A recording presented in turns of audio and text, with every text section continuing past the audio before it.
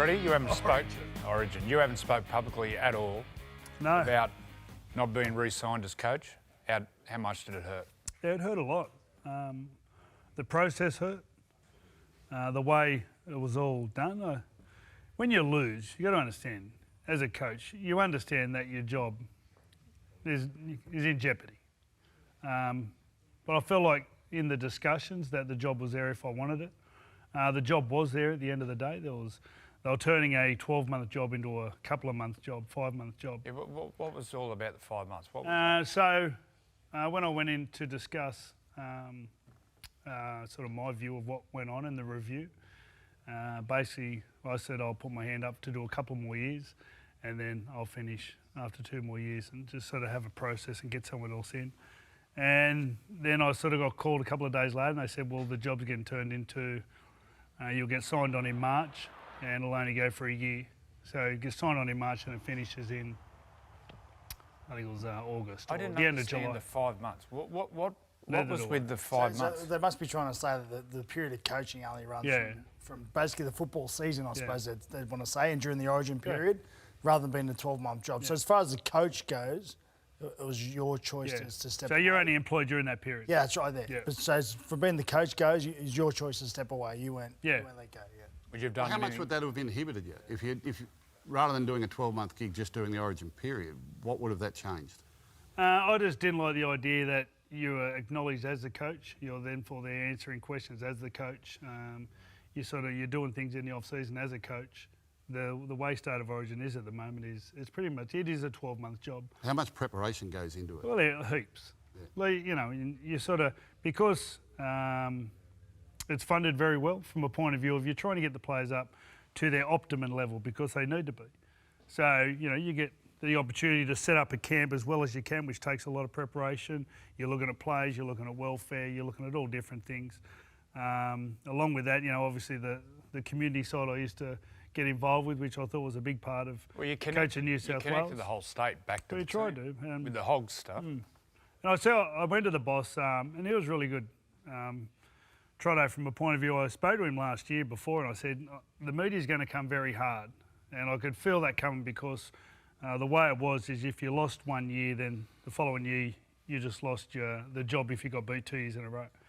And I said, maybe we should sign now just to take some of that pressure off. And he agreed at the time, but nothing ever happened. So, and I thought it was a pretty tricky year from the point of view of the way the media approached selections and the pressure they put on, although they put a lot of pressure on between players and coaching staff. So, it was just too good for me, I've got to say. And we got the first game was disappointing.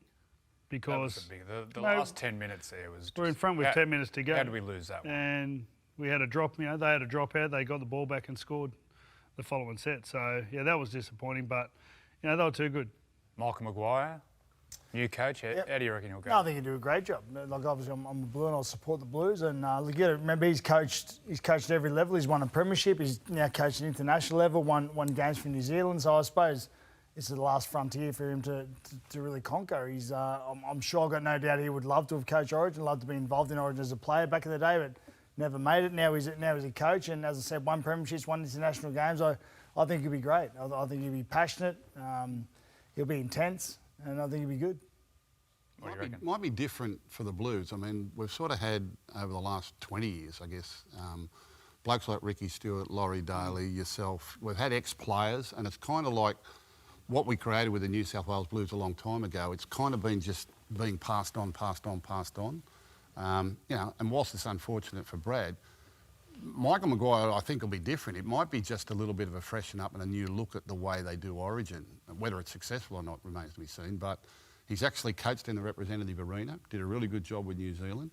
And it just could be a fresh look or fresh eyes over the way they do things, what they talk about, what they think about Origin. Origin was always about that, wasn't it? Yeah. You come from your club, and you come and enjoy the new players, the new coaches. Yep. So, I don't disagree with, the fact they've got a new coach. I think it'd be good. You have enough people around him as well that have been involved in Origin before that know what it's all about. Like, I don't necessarily think you need a coach who's played Origin. Obviously, it's history shows that's what it's pretty much been. But, I mean, he'll have help around him with players that have played Origin before. Well, what's Billy done right then? Well, It's Queensland. it's Queensland, yeah. It's all about look. They're quality players.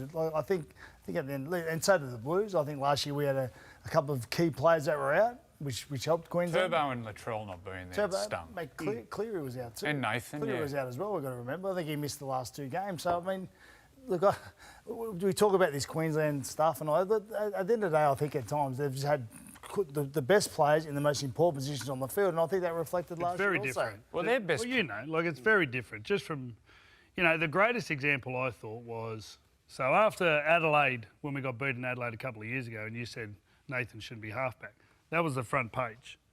Nathan ends up comes out, has a blinder game 2. We win the game at game 2, but the front page was Nathan Cleary's career should be over, and then so they got beat by 30. We beat them by 30 at home. And the front page of the Queensland newspaper was Xavier Coates scoring a try in the corner saying, what a try. They just got pumped by 30. You imagine if New South Wales got pumped by 30, you think they'd be celebrating a try, the one try we scored? It's just the nature of New South Wales and Queensland is very different. I think from a longer term perspective, one of my concerns is that other than the Panthers Academy, there aren't too many other clubs in New South Wales that are actually producing a lot of New South Wales qualified players. We all tend to shop in Queensland, we shop in New Zealand, Pacific Islands, fellas that are going to be, that aren't eligible actually to play for New South Wales, or that's not their priority. And other than Penrith, who now provide the bulk of the New South Wales side because of their success, I don't think there's enough priority by the New South Wales Rugby League and the New South Wales-based NRL clubs about producing talent for the New South Wales Blues. So you're in charge. What's the percentage of players that you're bringing into your roster? From point of view of local kids, New South Wales kids? Well, you look at a team like the Roosters, they've got no junior league whatsoever, all right? And they bring players in from New Zealand, Pacific Islands, Queensland, New South Wales country, wherever they can get them. But there's not enough focus on that. Panthers, who had their academies out west of New South Wales, have been able to produce, players from over that way, players in the local junior area. The other junior leagues around Sydney are struggling, all right? So the NRL clubs who want success are not necessarily focusing on why are they producing struggling? New South Wales-based players. Well, it's... See, I'm an advocate for weight divisions. Yeah. You've got the little kids playing. It's got to be Well, safe. that's- I'll tell you what you're saying. what the game has a lack of. The game has a lack of halves, and the game has a lack of front rowers. Right at this point in time, I don't know whether that's the COVID years or new rule changes or junior league coaching or whatever, but there is a shortage in both those Well, key that's positions. because the halves are because the kids are terrified to play when they're kids, but also the overcoaching in juniors with halves Absolutely. is criminal. But back to Origin, you're saying that the New South Wales have a lack of developing New South Wales players, but when you look at Queensland, they've got their however many clubs they've got up there, and they all want to play for Queensland. They're all probably eligible to play for Well, they've got Queensland. 4 NRL clubs now, Yeah. and And they and might all end up their with 5 or juniors- 6. And all their juniors, the majority of their juniors will be eligible to play for Queensland, whereas a Absolutely. lot of our juniors are selecting Polynesian teams, or they're not from New South Wales.